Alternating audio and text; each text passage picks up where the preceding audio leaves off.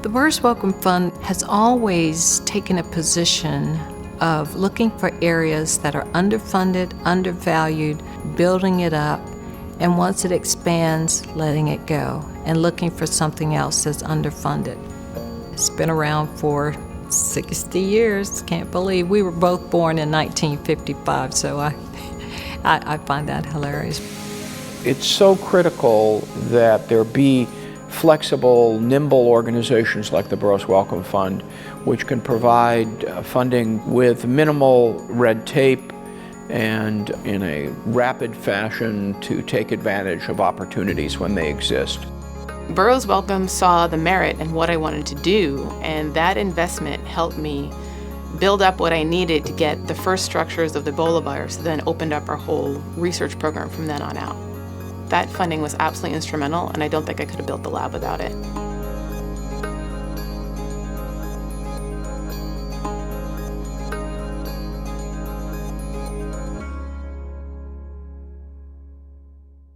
We, I think, provide a bit of an anchor, a bit of security in a positive sense. And so we say this is an individual that we think has great potential, and we think that he or she will have a long and distinguished career. As a kid, I told everyone I was going to be a herpetologist. There were lots of lizards that lived around my house, and I would go hunt them down and try to capture them and make them pets. But as I matured throughout high school, I had a friend whose father showed me a book on special relativity, and I thought that was very cool. And the real action was in physics. And only at the end of my PhD, when I realized that, in fact, there might be a way to connect back to my biological interests, did I re-pursue some of these, and that's been my career ever since. Both my parents were public school teachers, so they had the whole summer off. And so they would bundle the two kids and the tents and the sleeping bags and the backpacks into the back of the station wagon, and we would take 8-week camping trips up one coast and into Canada or down into Mexico. And so that was a really good exposure to the natural world and the ecology of how things fit together.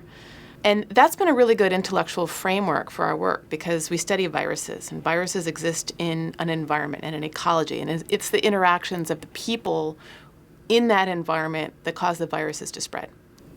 The Burroughs Wellcome Fund, of course, in the early days of faculty life, provided a source of money which could be used for wherever my curiosity took me. Not only allowed me to pursue, but gave me the stamp of approval that I could pursue it to the department that hired me, to the research community. And the little lizard called the sandfish that swims in sand, when I started the project 8 years ago, it just was sort of in some sense, a curiosity-driven line of research. What does this little animal do when it gets within the sand, which no one had ever, for the most part, seen? And has actually turned into an interesting system to explore principles of movement more broadly, and also has allowed us to make contributions to a kind of practical field of engineering, which allows us to calculate the forces and movements of wheels moving through sand. It all sort of started by trying to understand how a little lizard wiggles through the desert. And so this money allowed me to really do it in a serious way with the basis support, which was important.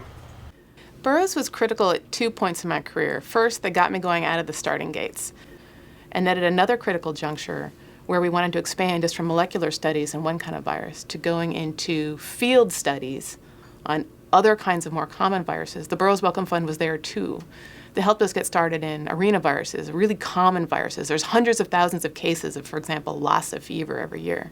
And there's so much of it that we're able to work at a permanent research lab in Africa where we can work with the field scientists, the ecologists, the doctors, and develop diagnostics and bring the molecular work to the people and the patients that are suffering from this virus. If the Burroughs Wellcome Fund had never invested and never gotten my lab launched, I think we'd have a much more focused scope. I think I'd be struggling to just keep the structural biology going. So it'd be a much smaller group with a much smaller scope, and we wouldn't be able to think about the real world problems. I also would never have been able to interact with the Burroughs Wellcome Fund's family of scientists. And from interacting with all those different people, I'm able to broaden the perspective and see more avenues of how these pathogens interact with each other and with the immune system. All right, so once you get all your volumes in, you have to make sure all your volumes at the bottom. So each person needs to take a couple of We've seen young people move from kindergarten, get their doctorate degree and become, scientists. It's fascinating to watch. It is a process to move kids into that level of achievement. It can be done for any kid in North Carolina or beyond.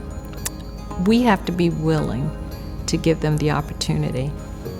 So the fund has a definite place in the future. It will forever change. There is no set formula for what we do and how we do. The mission, however, will remain the same going forward. So the fund has a good future ahead. I'm looking forward to it.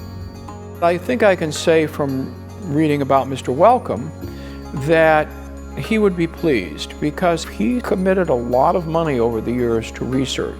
One of the remarkable statistics is that in one of our programs in which we've given over 100 awards, only about 3 or 4 of them are no longer in research.